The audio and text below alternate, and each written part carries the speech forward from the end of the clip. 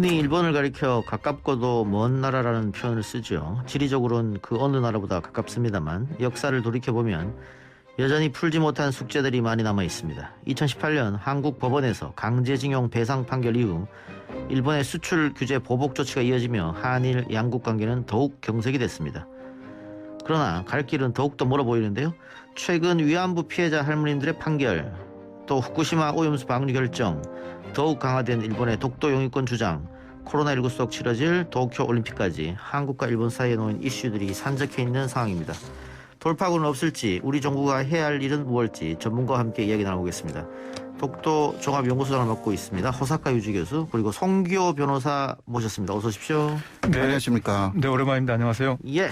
자, 먼저 두 분께 한일 관계 전반에 대한 평가를 좀 들어보고 싶은데요. 한일 관계가 좋았다, 이런 적은 잘 없었던 것 같습니다. 김대중 정부 때 김대중 오부치 회담 그 이후로는, 그리고 2018년 판결 이후에는 일본의 수출 규제 보복이 이어지면서 좀처럼 회복되지 못하고 있는 상태인데, 호사카 교수님께서 어떻게 보고 계십니까, 지금의 상황을? 예, 역시 그 2018년에 대법원 판결, 그리고 그 이후에 일본 쪽의 수출 규제, 그 이후에 한일 관계는 상당히 악화되었고요. 예. 스가 정권이 되어가지고 조금 나아질까 그렇게 생각을 했는데, 일본 쪽에서도 유연하지 못한 자세를 상당히 보이고 있어가지고 오히려 지금 상황을 보면 한국 쪽에서 대단히 유연하게 대응하고 있다. 그런데 일본 쪽은 아주 완고하게 자기들의 입장만을 고집하고 있다. 이런 부분이 좀 안타깝게 생각됩니다. 예, 송 변호사님. 네, 오늘 여기 오려고 이제 전철 내리는데 우리 한국어 방송뿐만 아니라 이제 일본어, 중국어로 안내를 그렇죠. 방송하더라고요. 예. 그렇게 한중일이 서로 서로 소통하고 협력하는 그런 걸 우리 국민들이 다 원하고 있을 텐데, 예. 최근에 이제 이 일본 오염수 방출 결정 직후에 이제 일본 고위 관계자가 한국 따위와 협의할 필요가 있느냐, 이런 말을 듣고 굉장히 충격을 받았는데요. 예. 결과적으로 이제 일련의 흐름을 보면 2015년 12월 28일에 그 잘못된 박근혜 정권 시기의 위안부 합의 이후부터 예. 일본이 자신들의 어떤 개헌이라든지 이런 문제, 그러니까 그 전과 후가 대단히 한일 관계가 달라졌다, 더 악화되고 있는데, 크게 보면은 우리가 좀 더 어떤 분명한 방향과 원칙을 세워야 될 때가 이미 됐다, 이렇게 말씀드리고 싶습니다. 알겠습니다. 오염수 방류 문제는 조금 이따가 다시 한번 이야기하도록 하고요. 네. 방금 말씀하셨던 그 위안부 할머니들의 재판 문제인데, 1심에서는 승소를 했습니다만 2심에서는 각하 결정이 났기 때문에 재판 본안에도 못 들어갔습니다. 네. 왜 이런 결정이 났다고 보세요? 이번 판결은 열의 9은 굉장히 좀 무책임하고 비겁한 판결이죠. 뭐냐면은 판결의 일관적인 판결 이유는 아까 말씀드린 2015년 12월 28일 박근혜 정권 시기 위안부 합의가 유효하고, 예. 그 합의를 통해서 외교적으로 어떤 해결할 대안이 아직은 남아 있다. 예. 그렇기 때문에 쉽게 흔히 이제 이야기하는 일본이라는 나라의 어떤 주권적 행위, 거기에 대해서 재판을 하지 않는 그런 법리를 좀 적용하는 게 좋겠다. 그 전제가 결국 이제 2015년 12월 28일 박근혜 정권 시기의 합의가 효력이 있고, 그걸 통해서 위안부 피해자 할머니들이 무언가 어떤 실질적인 피해를 보상받을 수 있도록 우리 정부가 외교적 노력을 더 할 수 있지 않느냐. 이게 가장 근거죠. 근데 문제는 벌써 너무 오랜 동안 이 외교적 노력이라는 것이 성과가 없었고, 특히 이제 일본이 이 이후에 아예 이제 이를테면 강제 연행을 인정할 증거가 없다든지 이런 외교적 노력이 다 이미 끝난 것으로 일본이 일관되게 이제 하고 있는데, 예. 이런 현실을 우리 법원이 제대로 좀 보지 못한 판결이라고 봅니다. 아니, 외교적 문제는 외교부에서 판단할 일이고, 법적인 문제는 사법부가 알아서 독립적으로 판단할 문제인데, 혹시 사법적 판단에 어떤 정치적인 고려도 들어갔다고 지금 보시는 겁니까, 변호사님께서는?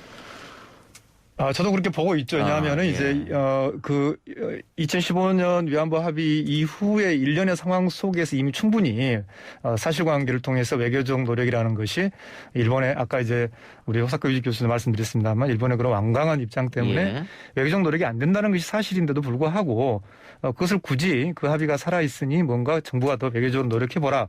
이 자체가 이제 정치적인 판단이죠. 다만 이제 그렇지만은 아까 이제 열의 9이 이제 무책임하다고 그러는데, 예. 하나를 좀 본다면은 여전히 그 합의에도 불구하고 우리 피해자 할머니들의 개인 청구권은 남아 있다. 그러니까 1965년 한일 협정이라든지 또 2015년 이 위안부 합의도 불구하고 피해자 할머니들의 청구권 남아 있다. 이 점에서는 이제 한국과 일본의 법원이 인식을 같이 하고 있기 때문에 앞으로의 좀 어떤 사태 전개 항소심에 가서는 저는 좀 더 어떤 다른 판단이 나올 수 있다고 생각합니다. 예, 교수님. 네. 방금 송 변호사님도 지적해준 부분이 있는데 어쨌든 이 판결로 외교 부분에서는 한일 관계 개선의 운신의 폭이 넓어졌다 이렇게 해석하는 사람들도 있더라고요. 어떻게 동의하십니까? 예, 역시 2015년 12월에 한일 위안부 합의 이것을 좀 고려하자라는 내용들이 들어가 있기 때문에 그래도 일본 측의 반응 그렇게 즉각적으로 뭐 반갑다라든가 그런 것은 아닙니다. 예. 이 내용 그러니까 판결의 내용을 면밀히 검토하겠다 이렇게만 이야기를 했거든요. 예. 사실 일본의 입장으로서는 측권 면제를 이번에 한국 법원에서 인정했다 하더라도요. 측권 면제 내용이 문제다 이런 식으로 보고 있는 것 같습니다. 예. 왜냐하면 위안부 문제라는 것 자체가 측권 면제다. 에 해당된다라는 것은 그 주권 바로 위안부 문제에 일본의 극강한 개입했다라는 것을 인정하는 부분들이 있는 거거든요. 예. 네, 그러한 부분이 실제로 있는지 일본은 이번의 판결을 면밀히 검토하겠다 이렇게 이야기를 하고 있습니다. 앞으로 그러나 이렇다 외교적인 폭이 넓어졌다고 할 수도 있는데요. 그러나 항소심에서도 어떻게 결과가 나오는지 이거는 지금 상황에서는 일본 쪽에서도 상당히 신중하고 한국에서 우리 입장에서도 이번에 판결이 이렇게 나왔다 하더라도요. 더 바뀔 가능성이 충분히 그렇죠. 있기 때문에 예. 뭐 여러 가지 결론 내릴 수는 없다. 그렇게 할 수 있습니다. 예, 일본 정부는 방금 말씀하신 그런 입장 더 신중히 보겠다고 한 건데 일본 언론에는 판결 결과를 대서특별한 것 같습니다. 예, 그렇습니다. 왜냐하면 일본 언론 쪽에서는 저번에 1월 8일에 있었던 판결하고 비슷하게 위안부 할머니들이 승소할 것으로 생각하고 있었다, 예상하고 있었다는 거죠. 예. 그런 면에서는 상당히 어떤 면에서는 조금 일본 쪽에서는 놀랐다. 라고 할 수가 있습니다. 예. 그래서 여러 언론에서 앞다투어서 이번에 뉴스를 내보냈습니다. 근데 이용수 할머님이 재판이 끝나고 국제사업재판소로 가겠다 이렇게 이야기를 했는데 송 변호사님 보기에 어떻습니까? 네, 그 할머님 마음의 그런 절박함, 또 안타까움, 또 어떤 비통함이 잘 표현됐다고 생각합니다. 그러나 예. 이제 제 개인 입장에서는 그게 법리적으로 어떻다라는 평가하기 전에 우선 아까 이제 오사카 유지 교수도 말씀하셨습니다만 적어도 이것이 이제 일본의 이제 주권쟁이라는 게 이게 법률적 용어다 보니까 좀 표현이 그렇습니다만 예. 어쨌든 이 위안부 피해의 발생에 일본 국가 권력의 입국 국가 권력의 그런 어떤 강제성 자체는 이번 판결에서 인정이 된 거거든요. 그래서 저는 이제 이번에 좀 교묘하게 무책임하고 비겁하게 빠져나가긴 했지만 어쨌든 외교적 노력을 좀 더 해보라는 정도란 말이죠. 예. 그렇기 때문에 저는 이제 우리 항소심에서 또 우리 정부가 좀 더 명확한 어떤 원칙을 가지고 우리 안에서 좀 더 잘 어떤 풀어나갈 수 있는 토대 항소심을 포함해서 저는 그 점을 좀 더 잘 준비를 했으면 좋겠습니다. 예. 자, 위안부 피해자 판결 앞서서 강제징용 판결도 있었었는데 일본 기업에 대해 항공대 자산 압류 명령 내렸었고 일본은 극렬하게 반발했던 상황입니다. 그것 때문에 이제 뭐 수출입 규제도 나섰던 상황이고요. 근데 이 강제징용 문제도 그렇고 지난 1월에 난 위안부 피해자 승소 판결도 그렇고 결국은 이렇게 한국 내 일본 기업 자산 압류 명령을 내려지면 한일 관계는 더 악화될 수밖에 없지 않겠습니까? 뭐 그거는 일본의 입장이죠, 사실. 예. 그런데 일본의 입장에 계속 끌려가도 되는지 이러한 문제가 좀 있습니다. 대단히 중요한 부분은 저는 그 원칙에 입각하여서 움직여야 된다. 그렇게 생각합니다. 사법적인 어떤 결론이 나면 기본은 사법적인 결론을 그대로 집행해 나가는 것이 대단히 중요한 내용이라고 생각합니다. 특히 강제징용 문제는 개인하고 기업의 문제가 아닙니까? 예. 이게 기본이고 K인테 기업이라는 것은 K인테 K인하고 마찬가지입니다.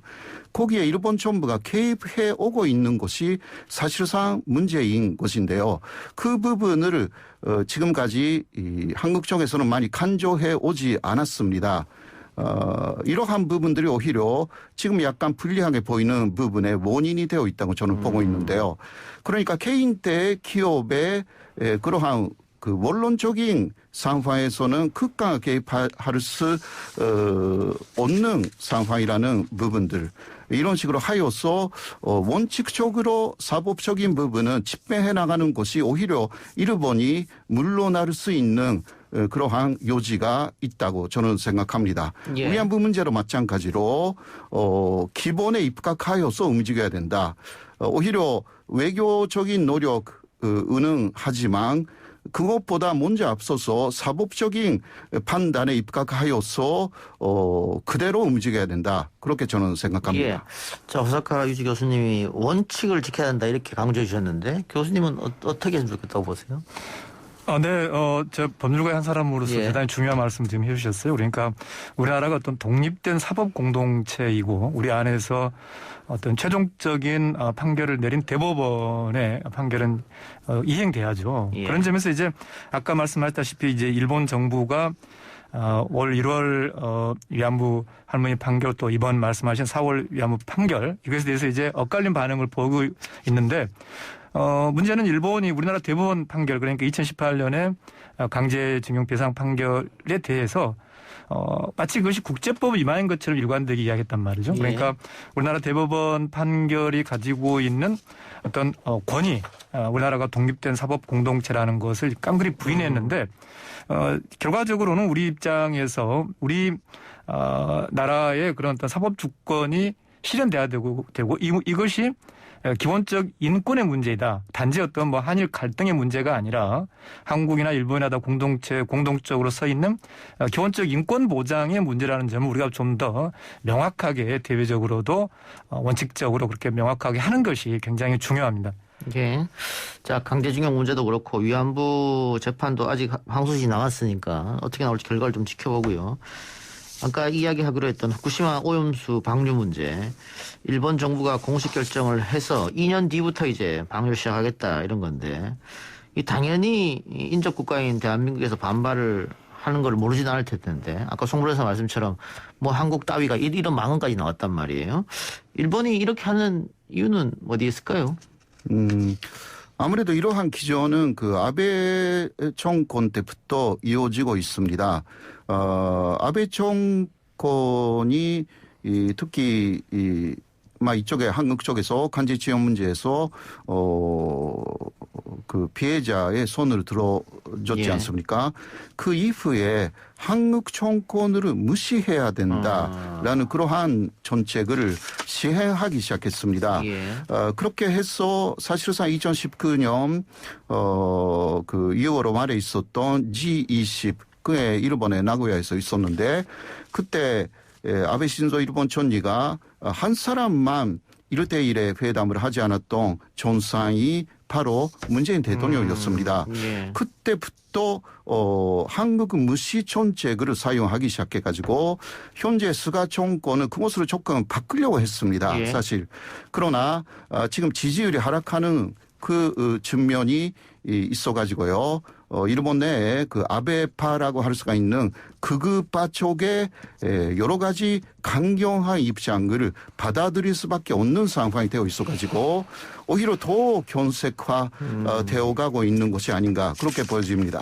방금 말씀하신 한국 의도적 무시 전략은 그럼 일본 국내 정치에 활용하려고 하는 의도가 있는 겁니까? 네, 그런 부분도 있습니다. 사실 그런 부분도 있습니다만은 사실 그 한국하고의 관계에서 간제 지원 문제 그리고 위안부 문제를 한국 쪽의 입장을 그대로 받아들인다면 말하자면 일본의 우파 보수 정권의 입장이 상당히 무너지는 거죠. 그러한 부분을 고려하고 있다라고도 할 수가 있고 그리고 또 파급적인 부분은 굉장히 크다고 보고 있습니다.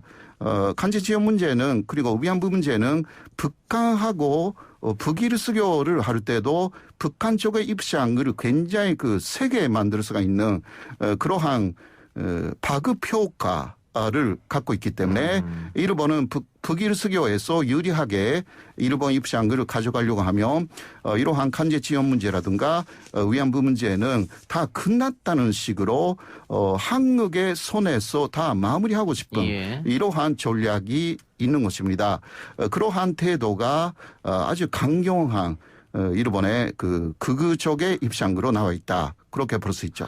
우리하고 아무리 다 끝낸다고 하더라도 만일 북일 수교를 하게 되면 배보상 문제는 북한하고 다시 이야기를 해야 될 텐데요. 예. 네, 그러나 그때 유리한 고지를 올라가려고 한다 이거죠. 그래서 한국하고 했을 때도 간제 지원 문제는 다 끝났고 이것은 배상이 아니라 보상이라는 그러니까 배상이라고 하면 이것은 전쟁 범죄였다라는 것을 인정하는 거죠. 이것을 절대 하지 않으려고 하는 것입니다. 위안부 문제도 마찬가지입니다. 돈은 낼 수가 있지만 위안부 문제가 일본의 전쟁 범죄였다라는 것을 인정하지 않으려고 하는 거죠. 예, 알겠습니다. 자, 이 문재인 대통령이 일본의 방류를 막기 위해 국제해양법 재판소 제소를 검토하라 이렇게 지시했는데 일각에서는 이게 뭐 효과가 있겠느냐 또 이런 이야기도 나오고 있습니다. 변호사님 어떻게 보세요? 네, 저는 효과가 있을 걸로 생각합니다. 네. 왜냐하면은 지금 이제 바로 이 사안처럼 일단 이게 오염수가 방출되면은 주워 담기 어렵잖아요. 이런 걸 이제 회복하기 불가능한 어떤 위험의 발생이라고 이제 국제해양법에서는 이야기를 해요. 그래서 방출이 이루어지기 전에 긴급 구제 절차가 있습니다. 이제 이 긴급 구제 절차라는 것이 그러니까 일본이 이제 유엔 해양법 협약에 의해서 이런 오염을 다른 나라에 전가시키거나 이전시키지 않아야 될 국제법적 의무가 있고요.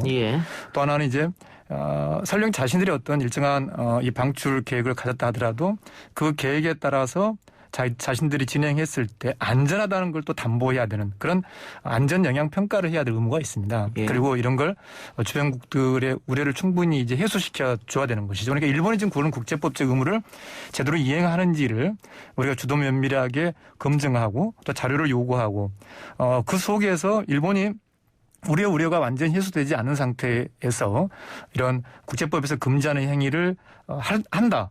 이것이 이제 중요한 이 긴급 구제 어떤 제소 요건이 되는 것이죠. 그러니까 지금 한두 달 내에 당장 제소를 하는 것은 아니고요. 일단 일본이 이제 지난 13일 날 방출 계획을 확정했지 않습니까? 그러면 이제 일본이 이른바 다액종 제거 설비라든지 자신들이 뭔가 이렇게 설비도 만들고 어떤 시험 가동도 하고 그럴 텐데 그때마다 우리가 국제법에서의 우리 권리를 행사해서 정확한 정보, 정확한 내용을 요구하고 평가하고 또 만약 일본이 그것을 주지 않는다면 그 자체도 위반이 되는 거니까요. 그래서 그런 토대 위에서 어떤 적정한 시점에 그 방출을 막기 위한 그런 검토 속에서 우리가 제소를 하는 게 굉장히 중요하고 또 효과도 있을 것으로 생각합니다. 근데 또 국제 여론이라는 게 있는데 지금 보면 IAEA나 미국이나 일본이 당연히 로비를 했을 테지만 우리 편이 아니고 일본 손을 좀 들어주는 것 같아서 걱정이 되거든요. 지금 단계에서는 이제 아직 일본이 구체적으로 자신들의 어떤 설비가 어떻게 돌아가는 것인지 뭔가 구체적인 내용이 나온 것은 없거든요. 그렇기 때문에 지금 우리가 해야 될 일은 좀 밀착해서 일본의 상황을 검토하고 또 자료를 요구하고 그 속에서 우리가 그 안전성을 객관적으로 평가할 수 있는 또 그 내용을 국민과 소통할 수 있는 그런 틀을 갖추는 것이 바로 지금 제소를 잘 준비하는 것이죠. 자, 호사카 교수님. 방금 제가 미국이 일본 손을 들어준 게 아니냐 이런 말씀 드렸는데 바이든 정부 출범하면서부터 조금 우려됐던 게 결국은 바이든 정부는 한국보다는 일본을 더 자신들이 우방이라고 생각하고 그쪽으로 가지 않겠느냐. 바이든 대통령이 취임하고 전화통화라든가 정상회담 이것도 다 일본하고 먼저 했기 때문에 그런 우려는 어떻게 보세요? 그런 우려는 충분히 있다라고 할 수가 있고요. 사실 일본을 파트너로 생각하는 바이든 정권의 생각은 확고하다고 할 수가 있습니다. 특히 중국 포위망 이것을 만들 때 일본 이외에는 미국의 위향을 그대로 수용할 수 있는 나라가 없습니다.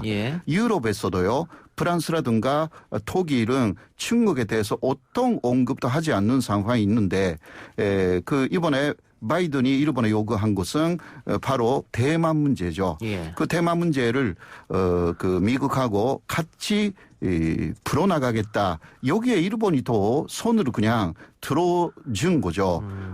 이런 뭐 반대급부로 그러니까 일본이 여러 가지 요구하는 부분에서 좋게 일본 편을 손을 들어줘야 되는 또 미국의 입장이 좀 있는 것입니다. 그런 식으로 해서 미일 간의 코레의 여러 가지 오염수 문제라든가 이런 부분도 포함되어 있다. 그렇게 보는 것이 타당하다고 저는 보고 있습니다. 예.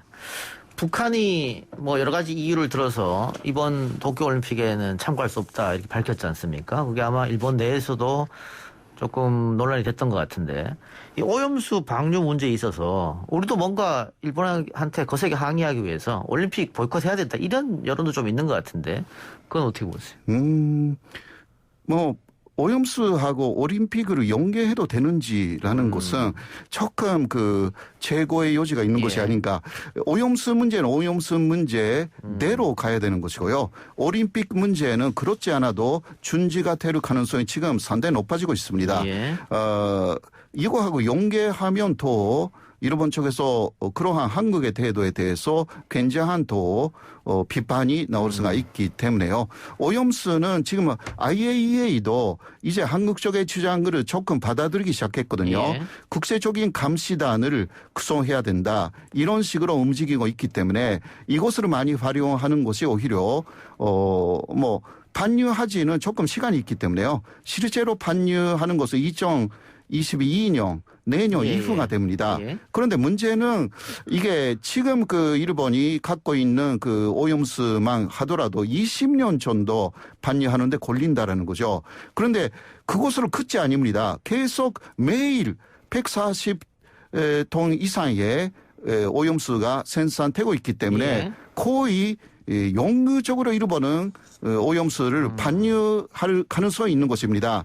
이러한 부분들은 상당히 좀 한국에 대해서 위협이 되는 부분이라서요.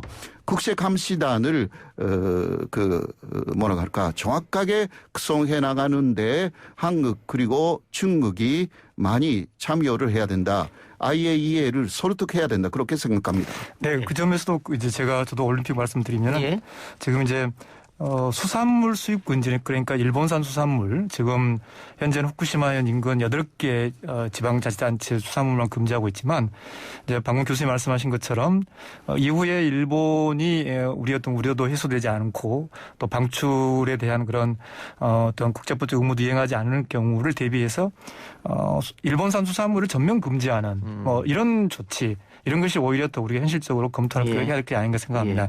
근데 일본 그 수산물 수입 금지조차도 빨리 거둬라 지금 이렇게 주장하고 있잖아요. 그렇죠. 그러니까 바로 이제 이 일본 오염수가 아까 이제 이게 20년뿐만 아니라 매일 나오는 이런 상황이기 때문에 여기에 대해서 우리가 철저하게 어떤 자료도 모으고 우리가 더 강화된, 그러니까 전에는 어쩔 수 없이 그냥 사고로 나온 오염수지만 이번에는 지금 고의로 굉장히 지금 도덕적으로 굉장히 비판을 많이 받아야 되는 것이죠. 그러니까 고의로 계속 오염수를 내보내는 이런 새로운 상황에서는 우리가 더 강화된 어떤 수산물 수입 금지, 이걸 우리가 검토할 필요가 있는 거죠. 알겠습니다. 마지막으로 두 분께 한 번씩 답변 기회 드리겠습니다. 자, 한일 관계가 그 어느 때보다 지금 경색 국면인데 어떻게 풀어야 될까요? 교수님 어떤 생각 갖고 계세요? 이거 그 포괄적으로 푼다라는 것은 그렇게 쉽지는 않습니다. 그래서 역시 현재 시점에서는 하나하나의 문제, 그러니까 간제지원 문제, 그리고 위안부 문제, 그 오염수 반유 문제에 대해서 하나하나 한국 쪽의 논리와 입장을 좀 더 분명히 해 나가야 된다. 그러면 일본이 물러날 가능성도 충분히 있는 것입니다. 그러나 지금 책임자 자체가 존재하지 않는 부분들이 많지 않을까. 간제지원 문제의 실제 책임자가 누구입니까? 한국에서. 위안부 문제의 실제적인 책임자 어떤 이름이 있습니까? 반유 문제에 있어서도요. 이런 한국 쪽의 준비 태세가 약간 미비한 부분들을 좀 보충해 나가는 것이 오히려 대단히 중요하다. 그래야 일본 쪽이 조금 물러날 여지가 나올 것이라 그렇게 생각합니다. 예. 변호사님? 네, 일본 오염수 방출 이제 일본이 검토한 여러 대안 중에서 제일 돈이 적게 드는 것인데 사실 일본이 돈 없는 나라가 아니잖아요. 예. 왜 이렇게 자신들의 이런 피해를 이웃에 전가하는 결정을 할까? 결국은 어떤 우리를 무시하는 것인데 그것은 결국은 우리가 우리의 어떤 자존심, 우리 어떤 좀 더 자신감을 좀 가지면 좋을 것 같아요. 그래서 대일 관계, 일본과의 관계에서도 우리 자신의 어떤 원칙, 이게 저는 굉장히 중요하다고 생각합니다. 이를테면 일본이 우리를 무시한 결정적인 계기가 된 2015년 1228 합의만 보더라도 그때 10억 엔 문제가 아직 해소되지 않고 있단 말이에요. 저는 일관되게 진작 빨리 반환해야 한다고 이야기를 했는데 그러니까 우리 내부부터 어떤 대일 관계에서 어떤 자신감과 자존감을 좀 가져야 되고 그리고 현재 여러 상황들을 좀 국민과 좀 더 투명하게 소통하는 이런 어떤 원칙이 굉장히 중요하다고 생각합니다. 예, 알겠습니다. 오늘 두 분 말씀 여기까지 듣겠습니다. 지금까지 송기호 변호사, 호사카 유지 교수였습니다. 고맙습니다. 감사합니다. 네, 감사합니다.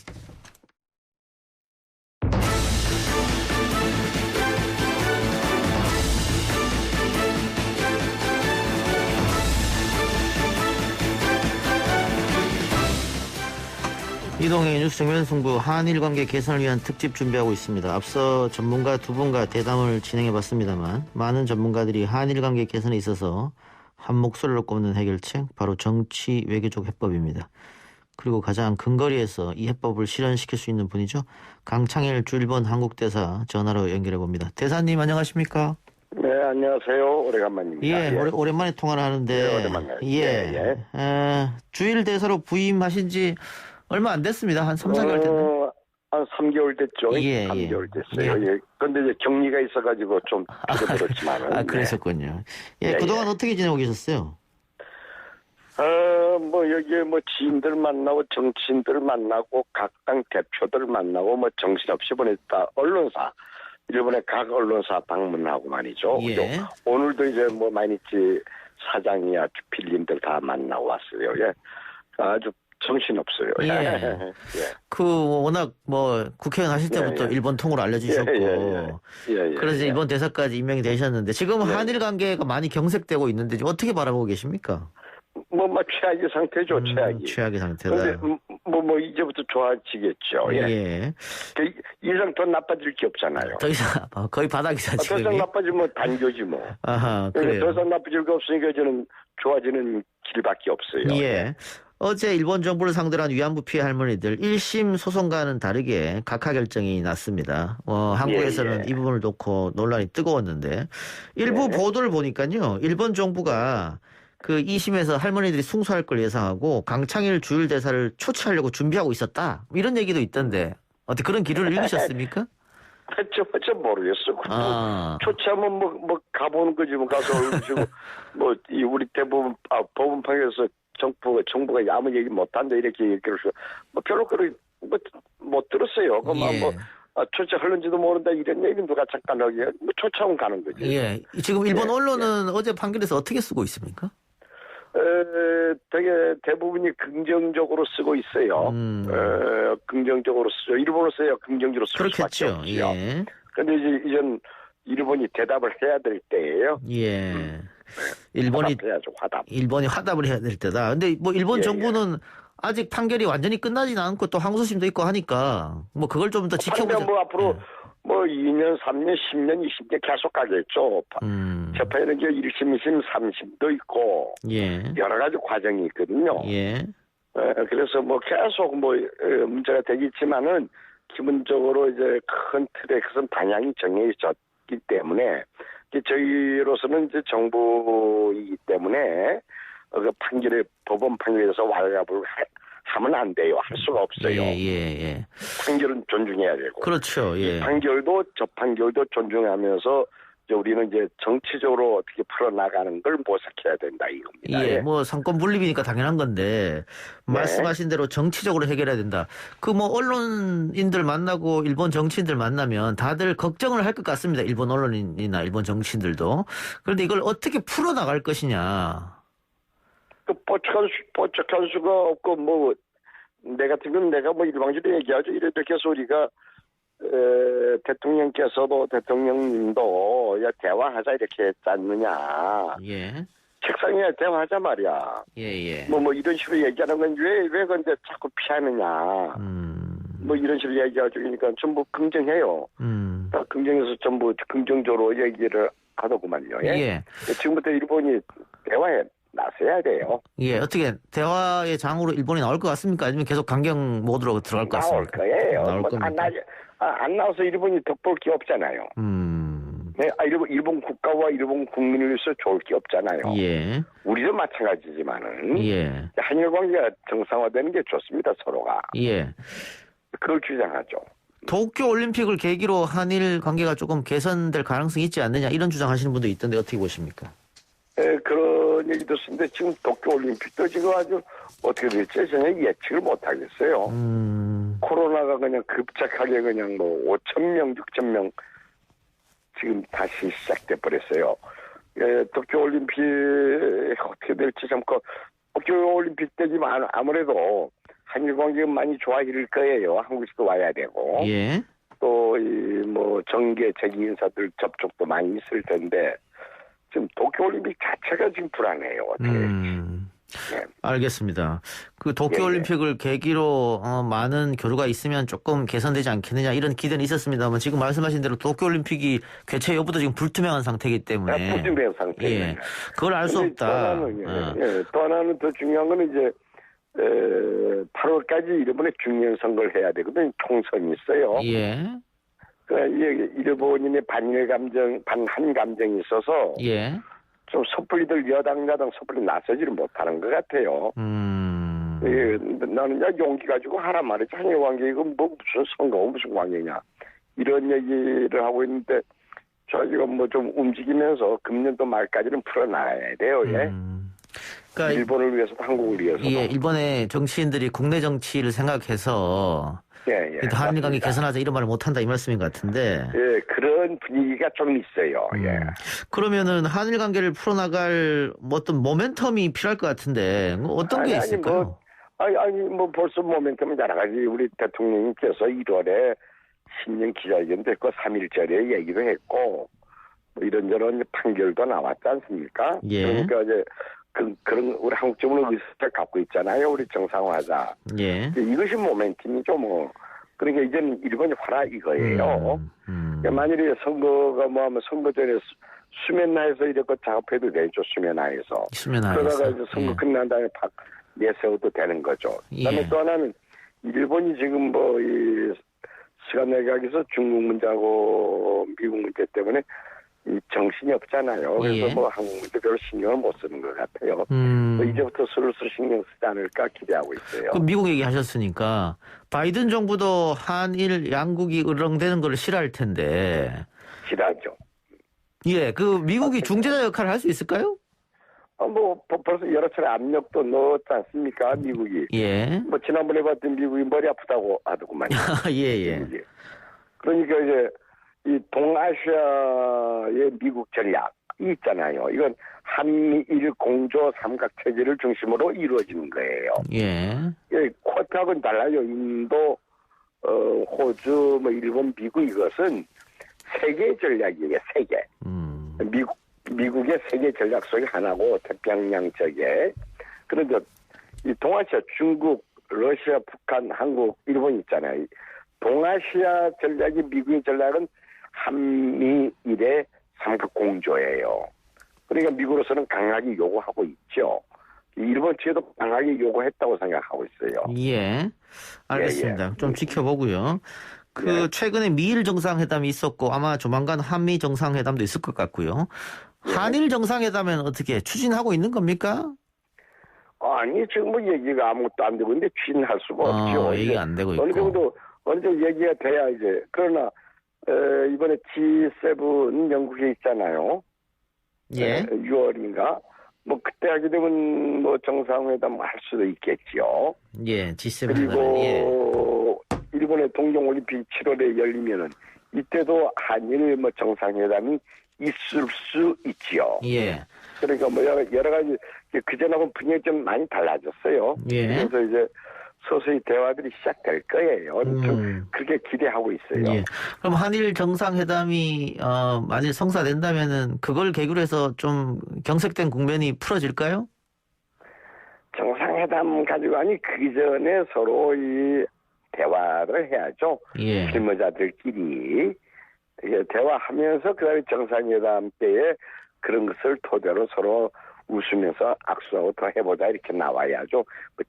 이거 우선은 탑다운이 아니라 밑에서부터 시작이 돼야죠. 예. 밑에서 이야기가 돼서 올라가는 게 낫다. 알겠습니다. 예. 그렇게 돼야죠.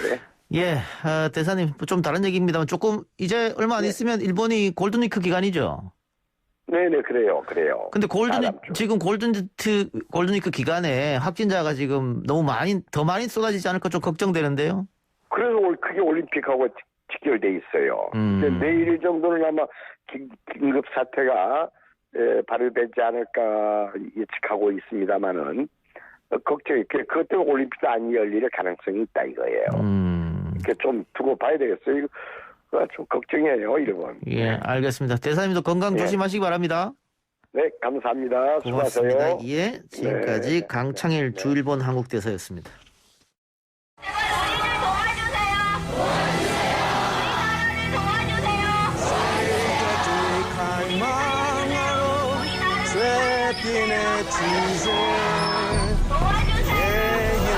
Please help your mom.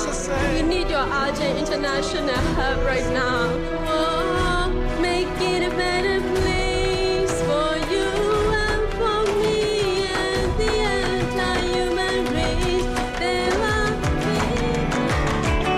to place your heart, and I know that it is love in this place. 이동영의 뉴스 정면 승부 미얀마의 보물. 이동영의 뉴스 정면 승부는 방송 프로그램으로는 최초로 미얀마 민주주의의 지지와 연대를 선언하고 매일 이 시간 우리들의 연대 목소리를 들려드리고 있습니다. 오늘은 크라우드 펀딩으로 마스크 제작에 미얀마 시민에 기부한 예비 사회적 기업 청그라미 이영석 대표 만나보겠습니다. 대표님 나와 계십니까? 네, 안녕하세요. 예. 크라우드 펀딩으로 마스크를 제작해서 미얀마에 기부를 했다 이렇게 들었는데 이거 어떻게 시작하게 되신 겁니까? 예, 저희가 이제 그 미얀마 상황이 심각해지면서요. 그래서 어떻게 좀 미얀마 민주시민들과 연대를 할 수 있을까 해서 고민을 했고, 이게 크라우드 펀딩이라는 개념이 있어요. 예. 그래서 저희 그 마스크에 세이프인 미얀마라는 문구를 디자인하면 그 마스크를 국내 소비자들이 이제 구매를 해주시면 1+1 개념이죠. 그만큼 현지 미얀마 민주시민들한테 마스크를 무상으로 보내드리는 프로젝트였고요. 올해 3월 4일 시작해서 한 달 정도 진행을 했고 또 많은 분들이 참여해 주셔가지고 2천만 원 200% 초과 달성했습니다. 아, 초과 달성하셨군요. 예. 예. 그래서 미얀마에 보내드렸습니까, 마스크는? 다만 저희가 좀 전달 방식이 변경된 게요. 예. 초기에 시작했던 것보다 미얀마 현지 상황이 심각해져서 예. 운송수단들이 좀 차단이 돼서요. 그렇겠네요. 그래서 원래 마스크 전달하기로 한 현재 시민단체 마스크 대신에 제작 비용을 좀 송금해 드렸고요. 거기서 제작해서 배포해 달라는 방식으로 변경이 됐습니다. 예. 저도 보내주신 마스크를 받았어요. 예. 감사합니다. 그거 안 쓰고 기념으로 지금 모셔두고 있습니다. 인증샷 좀 찍어서 올려주세요. 이게 본래 취지에 그게 맞습니다. 그렇습니까? 예, 알겠습니다. 근데 이거 이렇게 한번 해보자. 어떻게 해서 아이디어가 나온 겁니까? 그러니까 이제 현재는 뭐 미얀마 지금 민주시민들 사망자 700명, 그 당시에 어린이 사망자 48명 뭐 이렇게 심각하잖아요. 예. 그래서 저희가 어떻게 하면 좀 효과적으로 캠페인을 할 수 있을까 좀 고민을 했고요. 그래서 가장 필요한 게 미얀마 군부를 좀 압박하거나 민주시민들 좀 응원하는 게 SNS가 활발히 돼 있으니까 이런 국내에서 이 마스크를 좀 착용하고 인증샷을 하면 서로도 지지도 되고 또 효과적이겠다 해서 진행을 하게 됐습니다. 그리고 주변 분들이나 뭐 크라우드 펀딩은 어쨌든 뭐 200% 초과 달성했으니까 이게 SNS에 인증사진 올리고 이거는 좀 화제가 됐습니까? 좀 많이들 하시는 것 같아요? 예, 한 479명이 참여를 해주셨고요. 그 중에 이제 인상적인 건 미얀마 국내 거주자분들이 한 130명 정도 전체 참여자의 30%가 참여를 했어요. 예. 그리고 또 SNS에 좋아요를 한 2,000명까지 파악을 했을 때 절대 다수가 미얀마 SNS 유저들이었고요. 이제 그분들 후기 보면 대한민국에 되게 진심으로 감사하다 이렇게 하고 있는 걸 보면 상당한 호응이 있었다고 생각합니다. 그러면은 뭐 이미 전달은 됐고 그쪽에서 제작을 했더라도. 네. 그리고 이제 미얀마 현지인들도 그걸 받고 또 인증샷 올리고 한국한테 고맙다 이런 글을 올린다 말씀이죠? 예, 아직 근데 지금 그 당시보다 상황이 악화돼서 인증샷까지는 아직 못 올렸습니다. 기다리고 있습니다. 예. 그 함께 이게 모금 활동하시면서 함께 고생하셨던 분들 계실 텐데 그분들은 어떤 이야기를 서로 나누고 있습니까? 지금 이 프로젝트 댓글을 봤는데요. 보면 참 이게 되게 절절해요. 뭐 어린 초등학생이 대회에서 받은 상금으로 보냈다. 5만 원을. 생활이 어려워서 정말 도움드리고 싶은데 이게 조금밖에 못하지만 미얀마 민주화를 응원한다. 그리고 이제 미얀마 국내 거주자분들, 이주 노동자분들이 많잖아요. 힘들게 벌은 정말 어려운 이걸로 한국 사람들 진심으로 감사드린다. 뭐 군사독재 반드시 무너졌으면 좋겠다. 이런 멘트들이 기억에 남습니다. 근데 일각에서는 이렇게 한다고 해서 미얀마가 바뀌겠냐. 뭐 그런 말씀하시는 분도 계시거든요. 그런 분들한테 어떤 이야기를 해주고 싶습니까?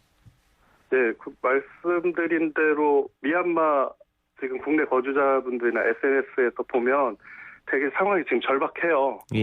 그리고 SNS가 발달됨으로써 이 영상 하나가 군부 독재 정권에 영향을 줄 거라고 보고요. 그리고 그분들에도 큰 힘이 될 거라고 생각합니다.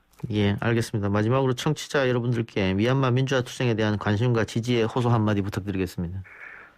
저는 지금 아산 YMCA라는 곳에서 NGO 활동 그리고 국제협력 YMCA 활동을 하고 있는데요. 이러한 곳에서 저희가 지속적인 모금 활동 캠페인을 하고 있어요. 그래서 여기에 지금 시민들께서 좀 전지구적 시민의식을 가지고 함께 참여해 주시면 큰 힘이 될 것 같습니다. 예비 사회적 기업 청그라미 이영석 대표. 이 청그라미는 어떤 뜻입니까? 청년 동그라미라는 뜻이고요. 그래서 청년들이 경쟁이 아니라 무한대로 상상력을 펼쳐가자라는 의미입니다. 시민단체 활동하시면서 좋은 일 한번 해보자 해서 만드신 것 같네요. 그렇죠. 근데 사회적 기업은 들어봤는데 앞에 예비가 붙었어요. 이건 왜인 거죠?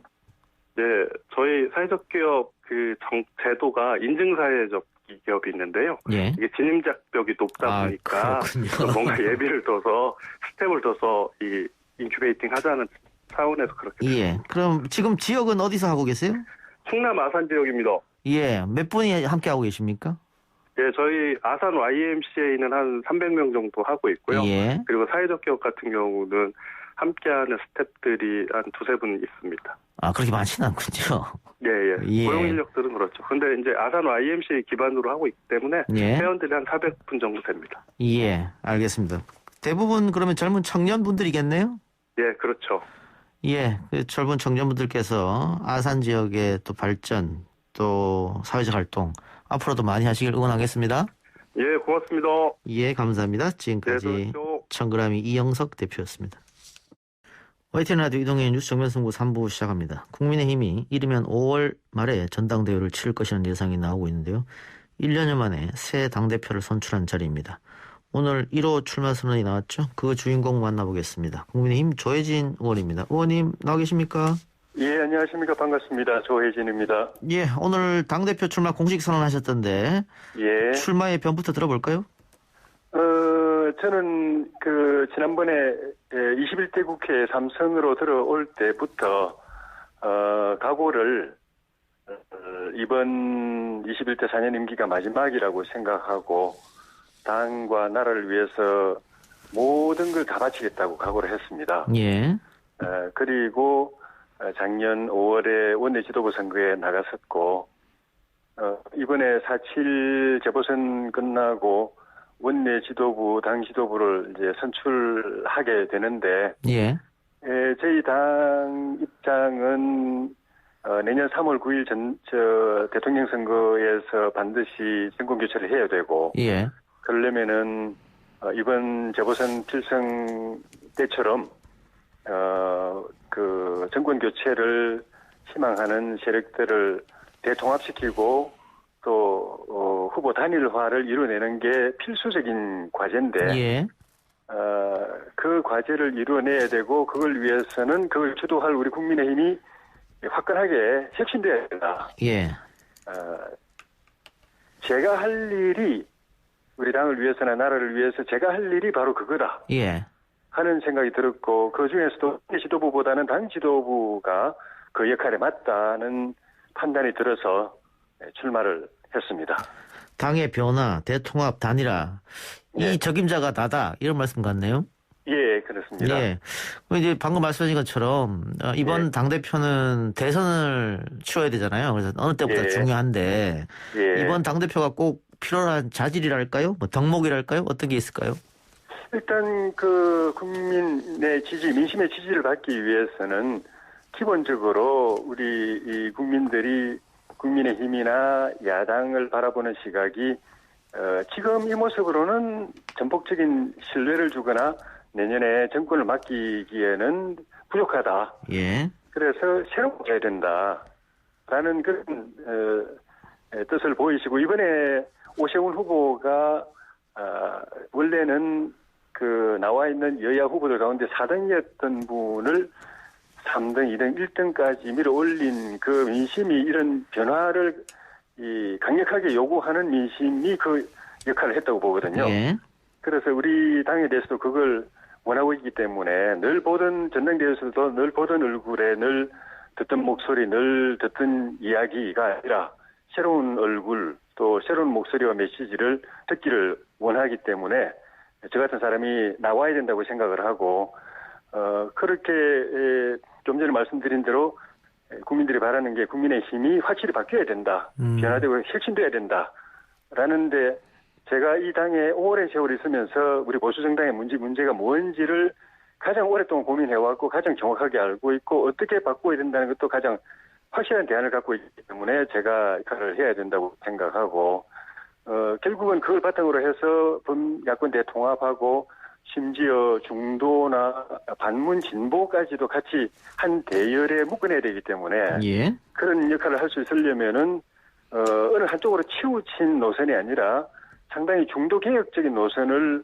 가지고 있어야 되는데 제가 지금까지 걸어온 길이 그런 길이었고 그리고 좀 더 개방적이고 포용적인 리더십이 있어야 그 밑에서 다양한 색깔을 가진 이 정파가 같이 모여질 수 있는데 제 그 길이 그런 길이었다고 저는 생각합니다. 알겠습니다.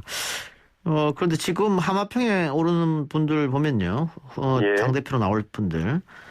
주호영, 권영세, 홍문표, 조경태, 원혜는 나경원 이렇게 중진 의원들 이름이 오르락내리락 하는데. 예. 최근 적합도 조사에서 초선의 김웅 의원이 2위를 한 적이 있어요. 예. 이런 결과는 뭔가 그 국민들이 국민의힘에 바라는 또 다른 게 있는 것 같은 생각이 들거든요. 맞습니다. 좀 전에 말씀드린 대로 꿈틀거리는 민심이 이 당이 지금까지 사전 전패를 당했지 않습니까? 예. 그러다가 이번에 처음으로 결과적으로 이제 이기는 선거, 우리 당이 이겼다고 보기도 사실 좀 애매한 부분이 있지만 결과적으로 처음으로 4연패 이 터널에서 빠져나오게 된 계기가 국민들의 그런 그 변화의 또 요구 그런 것들이 좀 전에 말씀드린 이 오세훈 후보를 저 4등에 있던 후보를 이렇게 끌어올려가지고 결국은 바꿔냈는데 그런 여론의 그 바람은 국민의힘이 정권교체의 중심 역할을 하려면은 확실하게 바뀌어야 된다. 변해야 된다. 새로워져야 된다. 또 판을 바꿔야 된다. 라는 측면에서 초선인 김웅 의원에게 그런 기대를 보내준 것 아닌가. 그것이 이번 전당대회를 끌어가는 중요한 동력일 거라고 에너지일 거라고 저는 생각합니다. 자, 그러면 질문 연장선상에서 의원님도 지금 계속 변화를 강조하셨고 중도 플러스 진보도 묶어내야 된다 말씀하셨으니까 그럼에도 불구하고 최근에 시장 당선인 2명 또 부산의 중진 의원이 두 전직 대통령 사면 이야기를 꺼냈단 말이에요. 그럼 이거는 변화와 상관이 있겠느냐? 다시 과거로 돌아가는 거 아니냐? 이런 지적이 좀 있어서. 뭐 언론이 질문을 한다든가 누군가 의견을 요청할 때 각자의 입장에 따라서 사면 찬성이다 반대다 이렇게 이야기하는 건 있을 수가 있는데 다양한 의견이 있을 수 있으니까. 예. 그런데 저는 우리 야당의 입장에서 정부나 대통령에게 사면을 요구할 필요가 있는가? 거기서 의미가 있는가? 예. 또 그런 모습이 국민들에게 어떻게 보일까? 예. 이 부분에 대해서는 저는 그렇게 긍정적이지 않습니다. 예. 그런 측면에서 그런 요구를 하신 분들, 주장을 하신 분들 나름의 어떤 생각이 있으시겠지만은 예. 저는 좀 아쉽습니다. 그게 알겠습니다. 꼭 그랬어야 되나 예. 합니다. 자, 그리고 지금 또 국민의힘 앞에 놓인 것이 예. 국민의당과의 통합 문제가 있고요. 예. 또 윤석열 전 총장하고의 관계는 어떻게 설정할 것인가 이 문제가 있는데 현실적으로 봤을 때 전당대회 전에 합당은 좀 어려울 것 같아 보이죠? 약간 그렇습니다. 예. 원래는 빨리 할 걸로 보는데 국민의힘 내부의 사정이 있어가지고 전당대회 전에 되는 것이 전 바람직하다고 생각했지만은 현실적으로는 좀 어렵지 않나 하는 생각이 들고 만약에 저희가 단독으로 당 지도부를 새로 선출하게 되면은 그 지도부 만약에 제가 당 대표가 된다고 하면은 그 전당대회 끝나자마자 조금 있으면 바로 우리는 대선 후보 선출 과정에 들어가야 되기 때문에 그렇죠. 그 합당 문제를 너무 길게 끌 수가 없습니다. 예. 그래서 그 전에 가능하면은 저도 안철수 대표 쪽 대표 생각을 들을 기회가 있을 걸로 지금 알고 있는데, 그래 미리 그쪽 입장을 들어서 원래는 조건 없이 합당하겠다고 말씀하신 걸로 알고 있는데, 어쨌든 통합한다고 가정했을 때 통합 정당이 좀 더 국민의 지지를 받기 위해서 어떻게 변했으면 좋겠다는 생각들을 또 안철수 대표나 또 국민의당 쪽에서 주문하는 게 있을 수도 있습니다. 예. 그러면 그걸 최대한 충분히 수용해가지고 빠른 시일 안에 이 통합을 지어야 된다고 생각하고 있습니다. 예. 그러니까 만일 의원님께서 당대표가 되면 빠른 시일 내에 국민의당과의 합당 과정을 거치고 자 윤석열 전 검찰총장 이제 대통령 후보 이제 선출 과정에 들어가는데 저는 개인적으로는 안철수 대표께서 대선 경쟁에 뛰어났으면 좋겠다는 생각을 갖고 있는데 그런 측면에서 공정한 경쟁을 할 수 있는 틀도 통합 정당이 마련해 드리는 것도 전 필요하다고 생각하고 있습니다. 윤 전 총장은 어떻게 대표 되시면은 적극적 영입 전략을 하실 겁니까? 결국은 최종적으로 나중에 후보 단일화에 참여하기만 한다면은 밖에 있다가 우리 당 후보하고 같이 이 경선을 벌이는 것도 방법이긴 한데, 당에 들어와서 하는 것이 좋다는 의견들이 또 많이 있거든요. 그러려면 저는 두 가지 조건이 있다고 봅니다. 지금 윤석열 총장이 받고 있는 지지가 그분이 우리 당에 들어올 때 그 떨어져 나가는 이탈이 없어야 됩니다. 그분을 지지하는 분들 중에는 보수적인 분들도 계시지만은 중도 성향 또 일부 진보적 성향도 분들도 계신데 이분들이 만약에 윤석열 전 총장이 국민의힘에 들어올 때 나는 그렇게 가는 건 싫다 하고 지지에서 이탈해버리면은 큰 손실이고 그러면 그분이 그런 결정을 하기가 어렵거든요. 그래서 그분들도 윤석열 총장과 함께 우리 국민의힘의 지지로 참여할 수 있게 만들려면은 그분들이 바라는 기준에 맞춰 우리 당이 혁신돼야 됩니다. 바뀌어야 됩니다. 개혁돼야 됩니다. 그래야 윤 전 총장이 그런 부담 없이 참여할 수 있고 두 번째는 들어오면은 이제 대권 경선 그 경쟁 구도에 들어가야 되는데 이분이 지금까지 당내 기반이 전혀 없기 때문에 충분한 시간을 갖고 우리 당 의원들이나 당원들과 접촉하면서 공정한 경쟁을 할 수 있는 틀을 마련해 드리는 거. 이 두 가지가 해소가 돼야 우리가 모셔올 수 있지 않나 생각하고 있습니다. 그러면은 국민의힘에서 후보 한 명 나오고 윤석열 후보가 준비하고 있고 나중에 최종적으로 단일화 가는 과정도 생각해 볼 수 있겠네요. 그게 본선에서 범야권 후보, 단일 후보의 경쟁력을 높이는 시나리오라면은 그것도 괜찮죠. 알겠습니다. 일부에서 지금 미리 국민의힘에 들어오시는 게 좋겠다는 의견들이 있어서 그것도 같이 고민을 해보겠다. 또 한 명의 대권 주자죠. 무소속의 홍준표 의원 복당 문제는 어떻게 하실 겁니까? 이분도 마찬가지입니다. 나중에 만약 지금 당에 못 들어오고 계시다고 하더라도 나중에 후보 단일화, 범야권 후보 단일화에는 참여하실 거 아닙니까? 참여 또 해야 되고 그분이 가지고 있는 표가 이탈해버리면 그것도 이 승패에 영향을 주니까 결국은 밖에 계속 계시다가 후보 단일화에 참여하게 하시느냐 아니면은 당내 경선에 참여하게 하시느냐 이 둘 중에 선택하는 문제일 뿐입니다. 그런데 홍준표 의원은 계속해서 복당시켜달라고 요구하고 있잖아요. 예, 그러니까 순리적으로 보면은 예. 우리 당과 다른 당을 해왔던 국민의당과 안철수 대표도 우리가 합당해서 한 식구가 되자고 하는 마당 아닙니까? 예. 그런데 홍준표 전 대표는 우리 당에서 원내대표, 당대표, 대통령 후보까지 지낸 분인데 예. 그런 분을 밖에 계속 이렇게 두고서 대통합을 하겠다, 후보 단일화를 하겠다 하는 게 저는 상식이나 순리에 맞지 않다고 생각합니다. 예. 그러니까 그분이 당에 들어오는 것에 대해서 부담스럽게 생각하시는 분들의 생각이 뭔지 제가 이해는 하는데 그건 그대로 우리가 정치력을 발휘해서 문제가 없도록 하는 것이 필요하지. 그런 우리 당의 오랜 당의 중심 역할을 했던 분을 계속 밖에 이렇게 두고 배척하거나 외면하거나 하는 거는 저는 결국은 우리가 지향해야 될 대통합 후보 단일화 이 정신에도 저는 맞지 않은 거 아닌가 싶어요. 알겠습니다. 의원님 말씀 오늘 쭉 들으니까 크게 두 가지 단어로 함축할 수 있을 것 같네요. 변화와 통합. 예, 맞습니다. 그렇게 이해하면 되겠습니까? 예, 제가 오늘 출마 선언할 때의 이 모토도 필승으로 가는 통합, 대통합을 위한 대혁신 이것이었습니다. 예, 알겠습니다.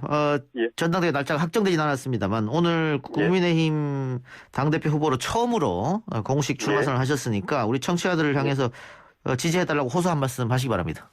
예, 저는 이번에 3선이 되면서 그동안에 이 정치 활동을 그렇게 화려하게 하거나 또 이렇게 남 앞에 이렇게 쉽게 나서거나 함부로 나서거나 그렇게 잘 하지 않는 성격이어서 저를 모르시는 분들이 저 사람이 당대표를 할 수 있나 이렇게 의문을 갖는 분도 있는 걸로 알고 있습니다. 그런데 제가 확실하게 자신 있게 말씀드립니다.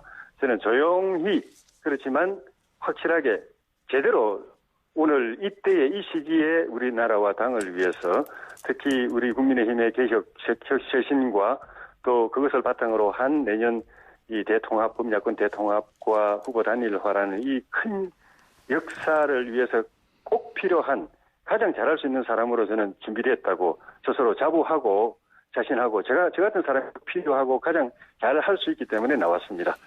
예, 오늘 믿고 한번 기회를 주시면 좋겠습니다. 예, 고맙습니다. 의원님 감사합니다. 예, 고맙습니다. 지금까지 국민의힘 조혜진 의원이었습니다.